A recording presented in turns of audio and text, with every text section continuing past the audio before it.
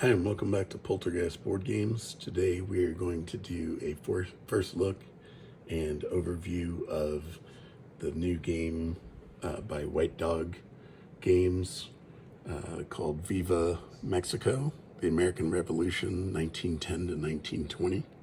This is designed by David Kershaw, who has designed other games such as the Mog and also Napoleon.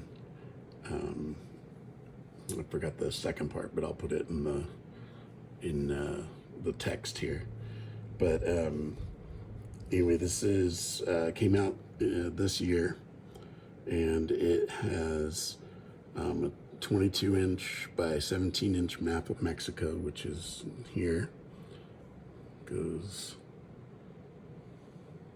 there to there, and has 86 counters, a rule book, and a player aid sheet. And then it also has a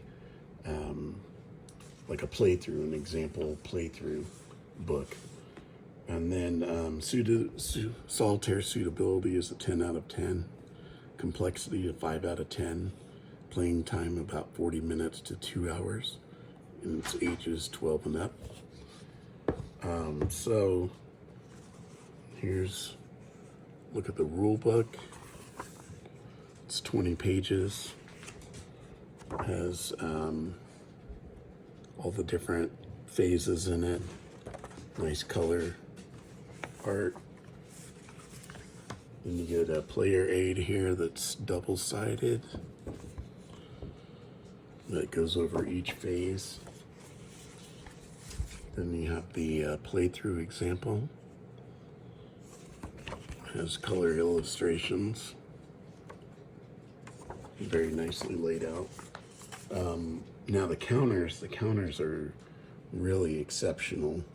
They are really thick counters. This came from they're made by Blue Panther, and they did an excellent job. Let me show you a couple here. Here's the infamous Pancho Villa. And then you have a neutral, the Magon brothers. There's Zapata. And then you have various, I've set up this for scenario 1. You have various conscripts. So you have different factions. This is kind of like, you know, a coin game that has factions. So you have outlined in yellow are the government forces. So they are like conscripts, rurales, like, let me show you rurales. And then you have recruits. Find a recruit. I think here's a, no, that's a rurales. It's supposed to be a recruit. Recruits. And then you have some different, you have artillery, machine gun, and then there's also U.S. intervention comes into play in one of the scenarios. There's 4 scenarios in this game. You can do a campaign, or you can do these scenarios individually. I found the game, it was easy to play. It was actually quite fun. Then you have these boxes down here where people go, like your generals and stuff. So you have an exile box, you have a prison box, and you have a dead box. And people can move from these boxes. So if you're in exile, you can actually move to the draw cup, and the draw cup will bring them back into play when you do the draw sequence. And then they can go from prison to exile, or exile to prison. They can go from prison to dead, on a roll of 1. Then you have down at the bottom, you have your game turn chart, and you have down here, you have your, this is where you can, it's a random region table. So it'll tell you the zone, and then you roll to see where to put some of these people. Okay, so the first, the one thing I wanted to mention about the counters, the one thing I don't like, and this is true for a lot of people that are color confused or color blind, is that they have some pieces that are outlined in green, like a light green, and some in yellow.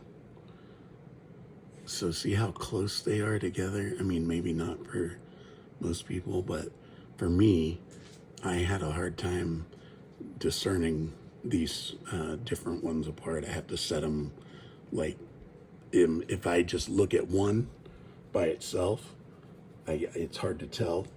So I have to put them together to make sure I have the right color. All right, so the different, so you start off with the player move phase, and you ask, is the general in a town? So you can only move the generals. The people that are in towns and in like the countryside that aren't generals don't move unless a general picks them up and can move them. And you can move from region to region, or from a region like countryside into a town. And you can also use the railway, but the railway has some, if there's like an enemy there, you can move through it, but you can't stop and so forth. And then they have rules for if the general is in the countryside. So, and the player is you, and then they have a non-player phase at the end. So the first phase is player move. Second phase is player reinforce, where you get to reinforce your forces, of course. And then you have your non-player move phase. Then you have the draw phase, where you draw out of the cup. And then you have a non-player reinforce phase, and then your end phase. Now, what's interesting about the cup is it's got different, the scenario tells you what to put in the cup. And it can have neutral players, it can have government, or it can have rebel. And the scenario will tell you what side you're playing. So here's like a look at scenario 1. It tells you all the people here. The neutral is in the cup, the Macon brothers. The Zapata is a rebel, he's in the cup. Talo is a rebel, he's in the cup. Roscoe, he's a rebel, but he's in the Chihuahua countryside. And then it'll tell you, player, you control the rebel side. So we would control the red forces. And then it tells you other like special rules. Because there are no government generals, you may skip the non-player move phase. Victory conditions: a town in Chihuahua is captured by a rebel force, and there's a rebel general or unit in 3 other regions. So I'll just go through the first turn, show you. So the first thing we have to do is, do we have a general in the town? We only have these 2 generals, and they're both in the countryside. So the general in the countryside, we can do nothing. We can initiate combat if enemy also present in the countryside, which we do have. And then if there is no enemy in the countryside, move to a town, initiate combat if enemy is present. Now the problem is that with our forces here, we don't have we only have an initiative number. So this is their attack number is a 2. Inside a town, it's a 2. In the countryside, it's a 1. So they would be defending at a 1, and these are initiative numbers, but not attack numbers. So there's a 1, there's a 3.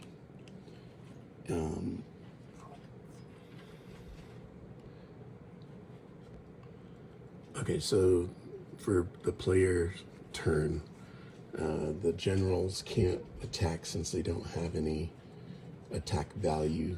They only have an initiative. So I'm going to move both of my generals out of this region and into this region, just so they can build up their forces. So the player move is done. Now we go to the player reinforce phase. Rebel forces must be placed on a friendly force. Okay, so I can get a cavalry unit for 2 points, or a cavalry unit in the Sonora or the Chihuahua region.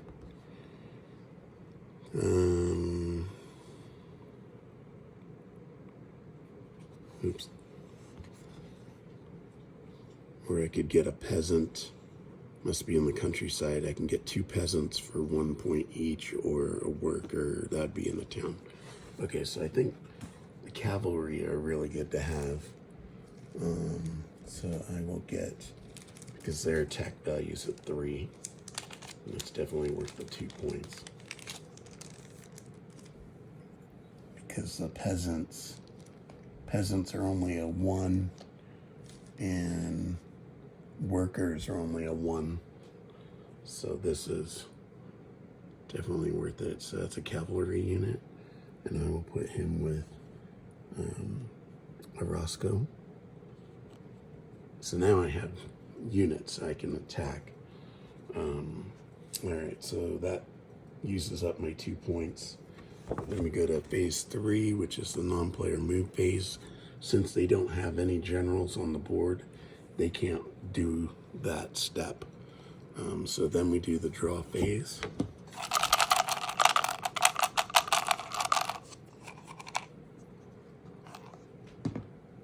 I get Pancho Villa, and so he is an N for his, so he goes in the north, and I roll.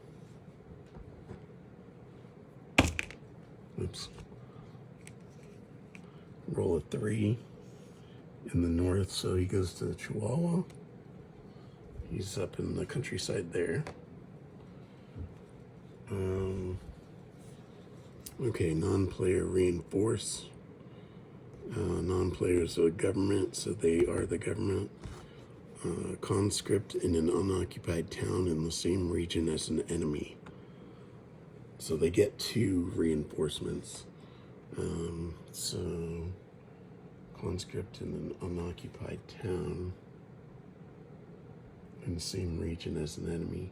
So we'll put a conscript there, and the government gets 4 conscripts. So Durango gets a conscript. Then the second reinforcement, a conscript on a general with the most units. We don't have any generals. If no generals, a conscript on the nearest unoccupied town connected by rail to a region with rebels.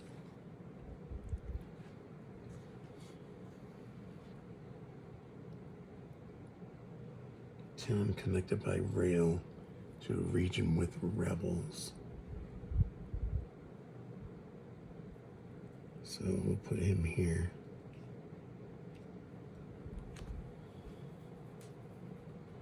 Okay. So that's the end of phase 5, the non-player. So now is the end phase 6. So neutral units or generals attack. There's no neutral units. Roll for exile and prison boxes. We don't have anyone in those boxes. So that's the end of turn 1. So then you move this turn to turn 2. And you start with the player move. All right, so we have general in the countryside.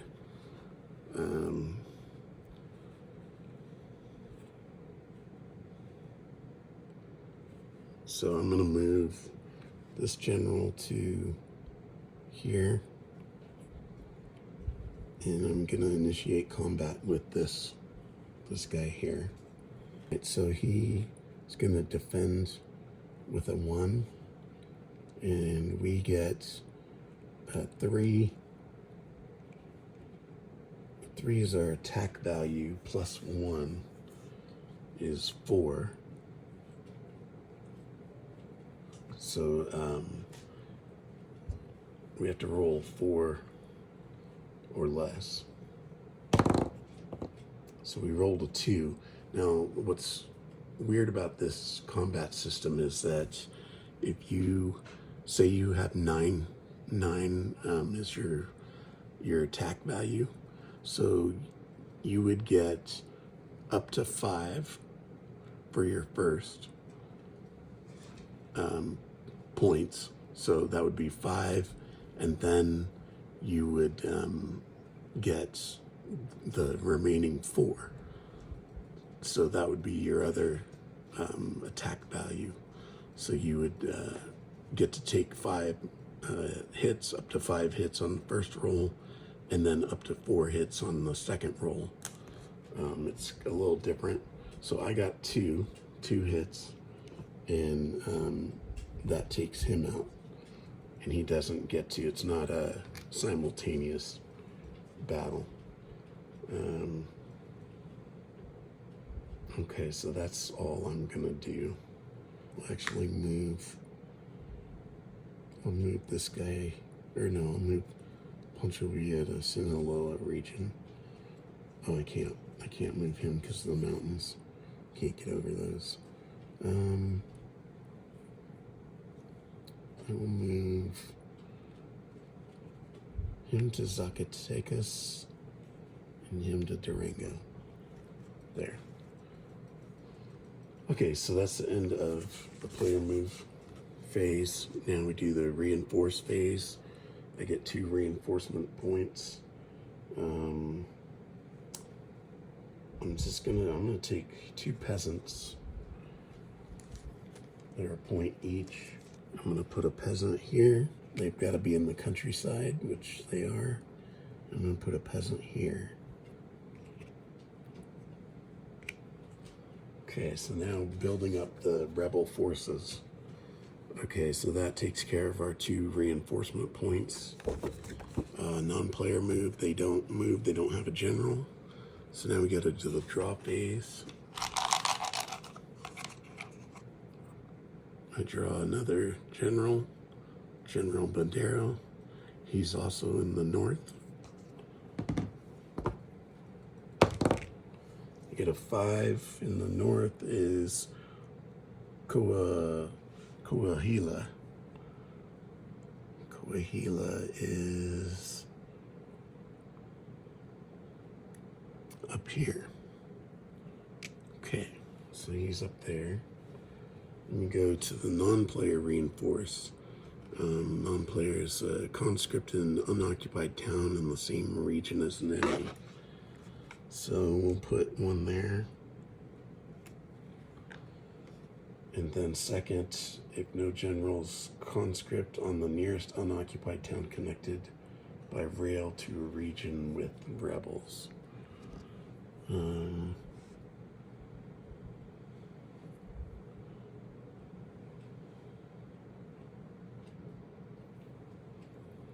So we'll put 1 here.